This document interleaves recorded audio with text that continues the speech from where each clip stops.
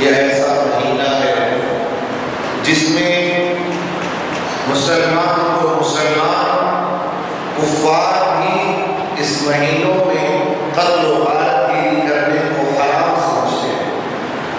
زمانے جاہلیت میں بھی ان مقدس مہینوں میں 4 ایسے مقدس مہینے ہیں جس میں قتل و غارت گیری حرام ہے، لڑائی جھگڑا حرام ہے۔ ان 4 مہینوں میں صحابہ کرام تو صحابہ کرام ہیں، اس وقت کے جو حالات تھے، کفار اور مشرکین تھے، وہ لوگ بھی اپنی تلوار کو میان سے باہر نہیں نکالتے تھے۔ تو یہ بابرکت مہینہ ہے، مقدس مہینہ ہے ماہ ذی الحجہ۔ یہ نام ہی لوگوں کے ذہنوں میں اس مقدس زمین کی یاد دلا دیتی ہے۔ ہم نے گزشتہ جمعہ جو گفتگو کی وہ اطراف و اکناف جو خانہ کعبہ کے ارد گرد جو اللہ نے برکتیں رکھی ہیں اس کے متعلق ہماری گفتگو ہو رہی تھی، اور ہم اس کو کنٹینیو کرنا اور اس کو برقرار رکھنا چاہتے تھے، لیکن درمیان یہ قربانی کا مسئلہ آیا ہے تو 2 جمعہ قربانی کے متعلق گفتگو ہوگی، پھر وہی گفتگو کے وہ 7 چکر کیوں وہ آپ کو 2 جمعہ کے بعد وہاں سے ہم جو ہے کنٹینیو کریں گے۔ اب 2 جمعہ کے لیے ہم قربانی کے خاص دنوں کی کچھ گفتگو کریں گے۔ یہ قربانی کیا ہے؟ قربانی کیوں کی جاتی ہے؟ قربانی کرنے سے کیا ہوتا ہے؟ 3 سوال ہیں۔ تینوں سوال صحابہ کرام رضوان اللہ تعالی علیہم اجمعین نے نبی اکرم صلی اللہ علیہ وسلم سے کر لیا۔ عرض کیا صحابہ کرام رضوان اللہ تعالی علیہم اجمعین نے، یا رسول اللہ صلی اللہ علیہ وسلم یہ قربانیاں کیا ہیں؟ یہ قربانیاں کیا ہیں؟ تو رسول اکرم صلی اللہ علیہ وسلم نے فرمایا یہ تمہارے باپ ابراہیم علیہ السلام کی سنت ہے۔ یہ قربانی تمہارے باپ ابراہیم علیہ السلام کی سنت ہے، سنت ابراہیم۔ ایک سنت ابراہیمی وہ جو چھوٹے بچوں کو، جب بچے کی عمر چھوٹی ہوتی ہے اس وقت سنت ابراہیمی کرتے ہیں، وہ بھی ابراہیم علیہ السلام کی سنت ہے ختنہ کرنا، وہ ابراہیم علیہ السلام کی سنت ہے۔ اور یہ قربانی کرنا یہ بھی حضرت ابراہیم علیہ نبینا علیہ السلام کی سنت مبارکہ۔ القیا رسول اللہ صلی اللہ علیہ وسلم یہ قربانی کرنے سے کیا ہوتا ہے؟ قربانی کرنے سے کیا ہوتا ہے؟ تو نبی اکرم صلی اللہ علیہ وسلم نے ارشاد فرمایا اس کے بدلے ایک بال کے بدلے میں ایک نیکی اللہ تبارک و تعالی عطا فرماتا ہے۔ اس کے ایک بال کے بدلے میں اللہ ایک نیکی عطا فرماتا ہے، اور یہ اس کا صلہ کیا ہوگا؟ ایک تو نیکی ملے گی، تو نبی اکرم صلی اللہ علیہ وسلم نے فرمایا اس کا صلہ یہ ہوگا کہ اس کے زندگی کا وہ کفارہ ہو جائے، گناہوں کا وہ کفارہ بن جائے قربانی۔ تو اب یہ قربانی ابراہیم علیہ السلام کی سنت ہے، اس کے بدلے میں یہ ہے، اس کے بدلے میں یہ ہے، یہ تو معلوم ہے۔ اب کرنا کس کو ہے؟ کرنا کس کو ہے؟ قربانی کون کرے؟ اب اس میں بھی ایک بڑی نکتے کی بات ہے۔ ابراہیم علیہ السلام کو اللہ نے آزمایا۔ قربانی کی بنیاد کیا ہے؟ آزمائش۔ قربانی کی اصل آزمائش۔ اللہ تبارک و تعالیٰ نے ابراہیم علیہ السلام کو ہر اعتبار سے آزمایا، ہر اعتبار سے، مال کے اعتبار سے، جان کے اعتبار سے، گھر بار کے اعتبار سے، اولاد کے اعتبار سے، ہر اعتبار سے، ہر اینگل سے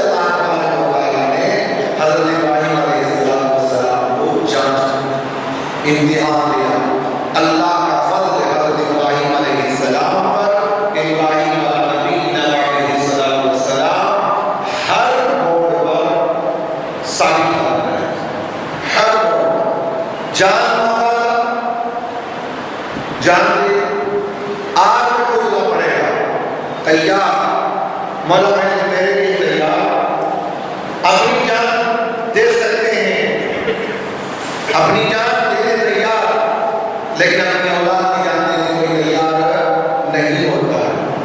اگر کسی ماں باپ کے پاس دو آپشن ہوں، یا تو آپ کی جان لیں یا پھر آپ کے بچے کی جان لیں، دو میں سے آپ کے سامنے دو آپشن ہیں، آپ کس کو قبول کریں، اس کو یا اس کو؟ آپ اپنی جان دیں گے یا اپنی اولاد کی؟ تو ہر ماں باپ اپنی جان کو قربان کرے گا، اولاد کی جان کو بچا لے گا۔ ہر ماں باپ کا مسئلہ ہے نہیں ایسا مسئلہ؟ دو میں سے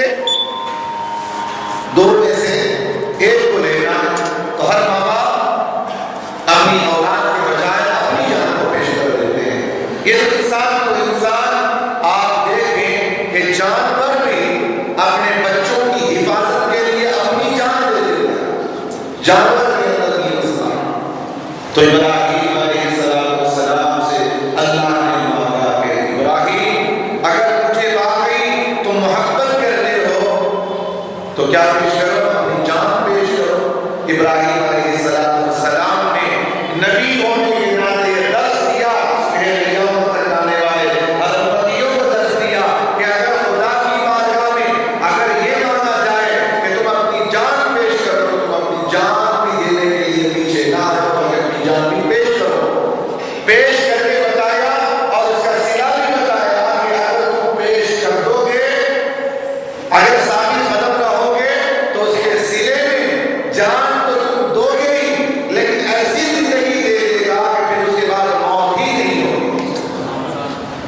زندگی جاویدانی اللہ تبارک و تعالیٰ عطا فرما دے گا۔ شہید کی موت ہوتی ہے اللہ کی راہ میں، سے موت پھر نہیں ہے، وہ امر ہے، وہ ہمیشہ ہمیشہ کے لیے زندگی، اس لیے کہ باقی ذات کے لیے فنا ہوتا ہے، اسے بقا مل جاتی ہے۔ جب اپنے آپ کو فنا کرتا ہے اس باقی کے لیے تو اللہ تبارک و تعالیٰ وہ باقی ہے، اور جو اس پر فنا ہوتا ہے اس کو بھی باقی کر دیتا ہے۔ ابراہیم علیہ السلام نے جان پیش کیا،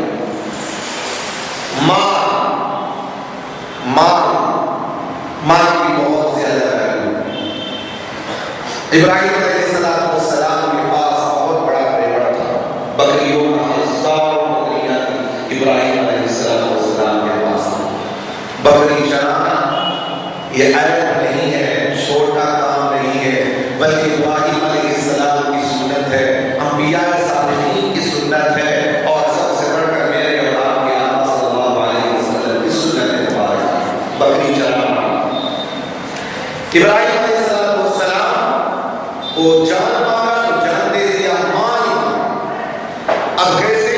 ابراہیم علیہ السلام کے پاس فرشتے آئے، اللہ تبارک و تعالیٰ کا مقدس نام ہے، جس تسبیح کو آپ کو درمیان تراویح پڑھتے ہیں، سنتے ہیں آپ ذرا، سبحان الملک القدوس، یہ جو کلمات ہیں ایک مرتبہ فرشتے نے پڑھا، ابراہیم علیہ السلام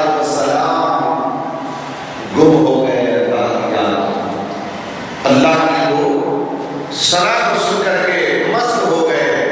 پھر وہ فرشتے جانے لگے، ابراہیم علیہ السلام نے روک لیا، کہا کہ ایک مرتبہ اور اللہ کی نام ترساؤ، وہ اللہ کے اسماء کے پھر سے سناؤ۔ تو فرشتوں نے کہا ہم اس کے بدلے میں کچھ لیں گے آپ سے، آپ اس کے بدلے میں کیا دیں گے؟ تو ابراہیم علیہ السلام نے کہا میرا اتنا بڑا ریوڑ ہے بکریوں کا، آپ اس میں سے آدھا ریوڑ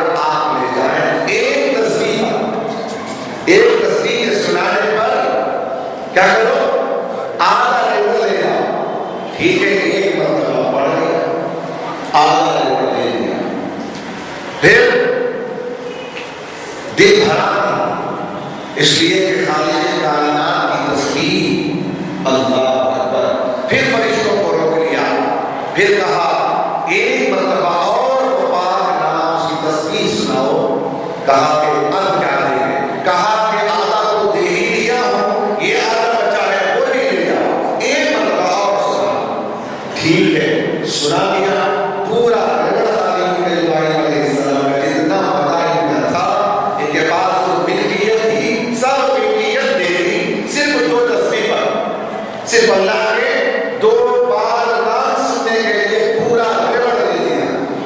اب دل اپنی بنا نہیں. پھر کہا ایک مرتبہ اور سناتے جاؤ. کہا کہ تھا جو کچھ آپ نے دے دیا ہے، اب کیا دیں گے؟ تو ابراہیم علیہ السلام نے کہا آدھا تھا آدھا دیا، سارا تھا سارا دیا ہے. اب تو بکریاں تو دے ہی دیا ہوں، اب بکریوں کی رکھوالی کے لیے تو کوئی چاہیے، مجھے ہی لے جاؤ اس کی دیکھ بھال کے لیے مجھے ہی لے جاؤ. ایک مرتبہ اور تسبیح پڑھ کے سنا دو.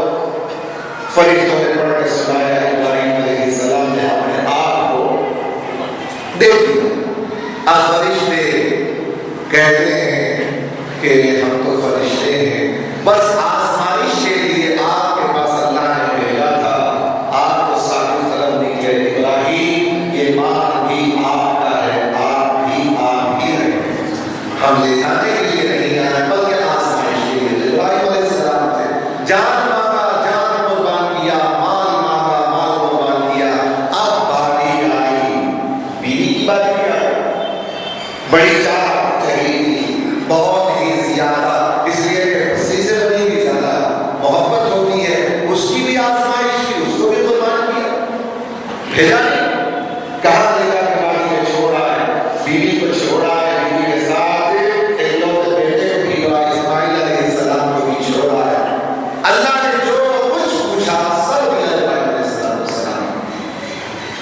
اب جب باری آئی ابراہیم علیہ السلام کے اس عمل کی، ابراہیم علیہ السلام کو خواب دکھایا گیا. ابراہیم علیہ السلام اپنے بیٹے کو اسماعیل علیہ السلام کو ذبح کر رہے ہیں. اسماعیل علیہ السلام کو ذبح کر رہے ہیں. ایک دن ہوا، ہو سکتا ہے کہ خواب دوسری مرتبہ پھر خواب پڑا، تیسری مرتبہ بھی وہی خواب پڑا. نبیوں کے خواب جو ہوتے ہیں وہ سچے ہوتے ہیں، وہ وحی ہوتی ہے. انبیاء کے خواب وحی الہی. ہمارے اور آپ کے خواب کتنا بڑے مفتی کو کچھ بھی خواب آ جائے اس کی تشریح دوسری ہوتی ہے، لیکن انبیاء علیہ السلام کے خواب وحی الہی ہوتے ہیں. جب خواب میں تم برابر نہیں ہو سکتے انبیاء کے، تو تم نبوت کے برابر کیسے ہو سکتے ہو؟ انبیاء کے خواب میں ٹیلی نہیں کر سکتے. تمہارے خواب خواب ہیں، انبیاء کے خواب وحی الہی ہوا کرتے ہیں. انبیاء کے خواب وحی الہی. تو اب سمجھ میں آ گیا کہ اللہ کی جانب سے ایک اور امتحان کہ ایک چہیتا بیٹا، وہ بھی زمانے کے بعد ملا. اتنا حسین و جمیل، اتنا خوبصورت شفیق باپ، حسین و جمیل بیٹا، چہیتا بیٹا. ایک آدھ دو ہوتے تو اور بات تھی نا. تین بیٹے ہوتے تو یہ کو قربان کرتے، دو کو رکھ لیتے. دو ہوتے تو یہ کو دے دیتے، ایک کو رکھ لیتے. وہ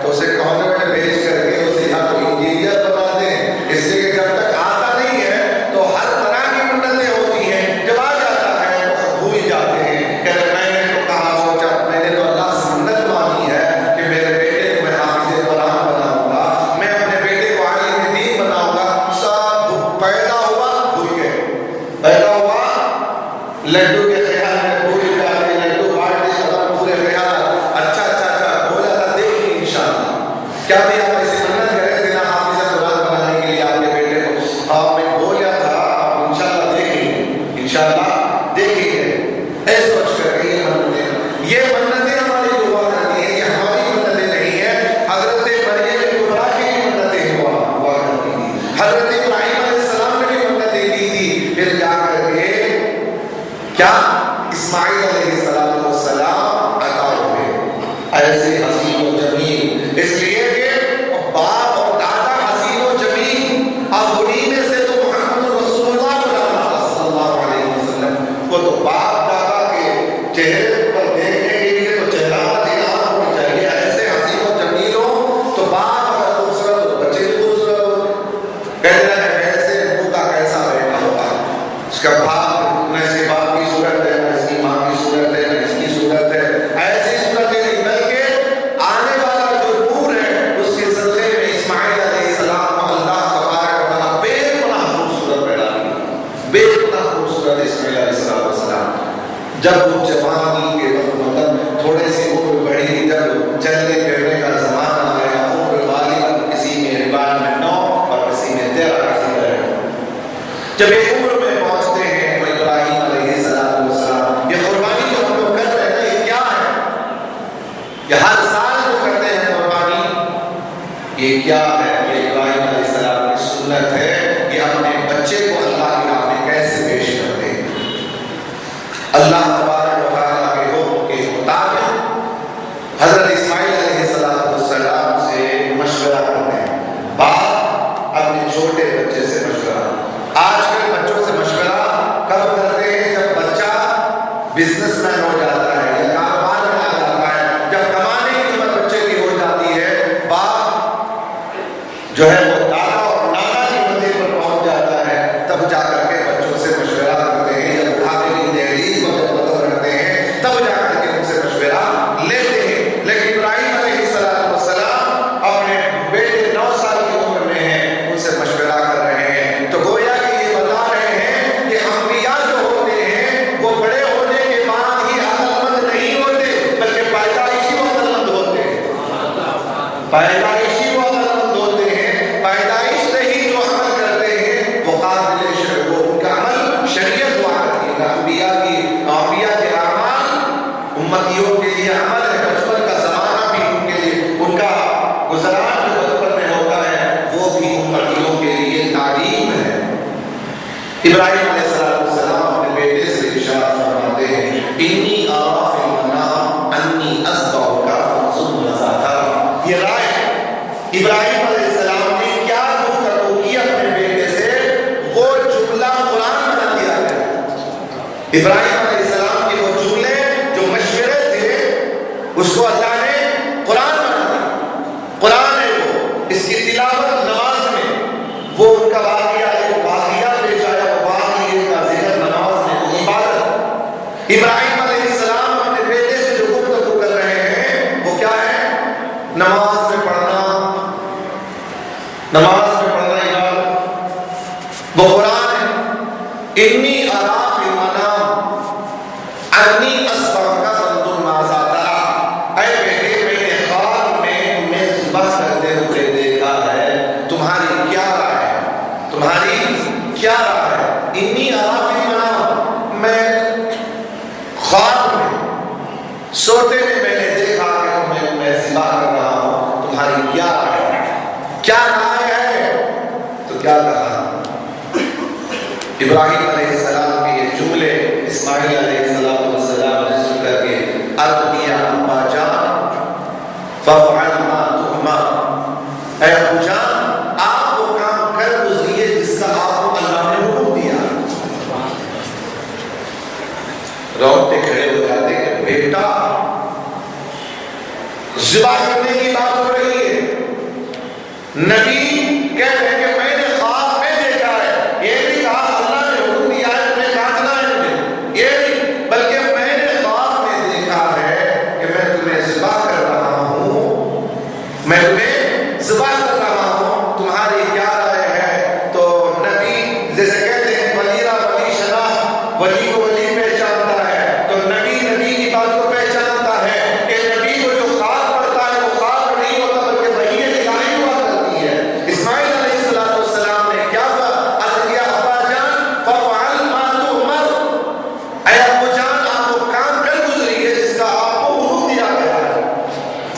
جس کا آپ کو انشاءاللہ من الصابرین کیا بجا آپ کو جو حکم ہوا ہے آپ کریے، بے فکر کیجیے، آپ بے فکر کیجیے، انشاءاللہ آپ یہ کام کریں گے تو آپ مجھے دیکھیں گے کہ میں صبر کرنے والوں میں سے رہوں گا، انشاءاللہ من الصابرین، میں صبر والوں میں سے رہوں گا، آپ وہ کام کر گزریے۔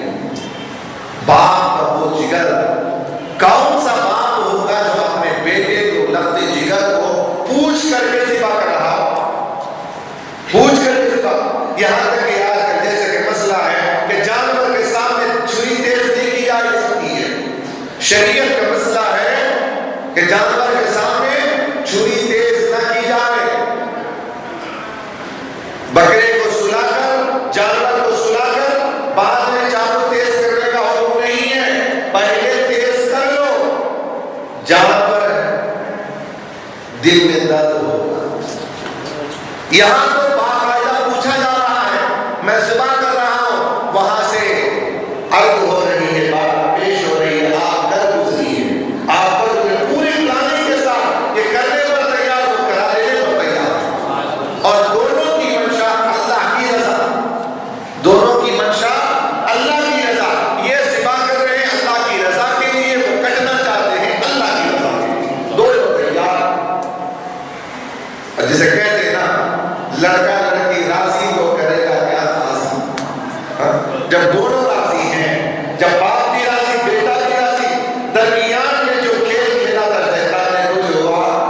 کچھ نہیں ہوا، ابھی تک تو اسے جوتیاں پڑ رہی ہیں، مار پڑ رہا ہے، صبح قیامت تک آج چن چن کے مارتے ہیں، چن چن کے پتھر مارتے ہیں، کہاں کہاں ڈسٹرب کیا وہاں وہاں اسے پتھر سے مارتے ہیں۔ آج بھی میں نے کہا تھا نا کہ پورا یہ عمل اپنے محبوبوں کی ادائیں، یہ جو صبح ہے اللہ کی عبادت واجب ہے، صاحب نصاب پر واجب ہے، کون کی کرے سو کام ہم نہیں کرنا پڑتا، کون کی کرے ابراہیم علیہ السلام کرے، ان سے امتحان ہے، ہم نہ کیا ہم نہ امتحان لیا تو ہماری گھڑیاں تو کھڑی ہو جائے گی، لیکن ہر سال کرتے ہیں صاحب نصاب ہو، کرنا واجب ہے، کیا وجہ ہے؟ کیا وجہ ہے؟ بس ایک اللہ کو کہتا ہے، اللہ کو جانور کٹانے میں اللہ کو پسند ہے، اللہ کا خوش ہو جاتا ہے اس سے کہ جانور کو تکلیف ہو، جانور کو کاٹو، خود بہاؤ، ایسا کرنے کو اللہ تبارک و تعالیٰ کی منشا دوست کچھ اور ہے کیا؟ ایک ہی منشا ہے، اللہ تبارک و تعالیٰ نے جانور کو پیدا کیا ہے، اللہ نے جانوروں کو، اللہ پیدا کرنے والا، تمہیں ایک دن میں جتنے ہی سب کاٹ دو پھر اللہ پھر پیدا کرے گا۔ اللہ تبارک و تعالیٰ کی قدرت اتنی ہے، مچھلی ہے نا، مچھلی کتنی ہوتی ہے، کتنے بچے ڈالتی ہے وہ معلوم ہے؟ مچھلی ہزاروں ایک ساتھ ہزاروں بڑے ہوتے ہیں اس کی مچھلیوں میں۔ اللہ تبارک و تعالیٰ کی منشا اور اللہ کی قدرت کو کائنات میں کوئی جان ہی نہیں سکتا، ہمارا روڈے ہو سکتا کیا؟ ایسا کر سکتے ہیں کیا؟ یہ ساتھ کر سکتے ہیں، دوسرے کے لیے ہے، خالق کائنات ہر عمل کر سکتا ہے، اس کی شاید نشان جو کچھ ہے اللہ وہ کر سکتا ہے۔ ابراہیم علیہ السلام دونوں باپ بیٹے راضی ہو گئے، تعلیم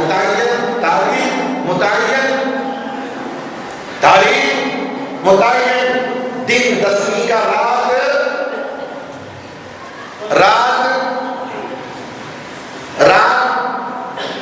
11ویں، دن 10ویں کا 10 ذی الحجہ کو قربانی ہوتی نہیں ہوتی ہے؟ ابھی آج شاید حضرات قربانی عام حساب سے لوگ جیسے کرتے ہیں ویسے کر دیتے ہیں، لیکن آپ کو ڈیٹ نہیں معلوم ہے کہ کون سی قربانی شروع ہوتی ہے؟ 10 ذی الحجہ کو قربانی ہوتی ہے، 10 ذی الحجہ کو قربانی ہوتی ہے۔ ہمیں بولے تو غلط، تمہیں بولے تو صحیح، ہم پہلے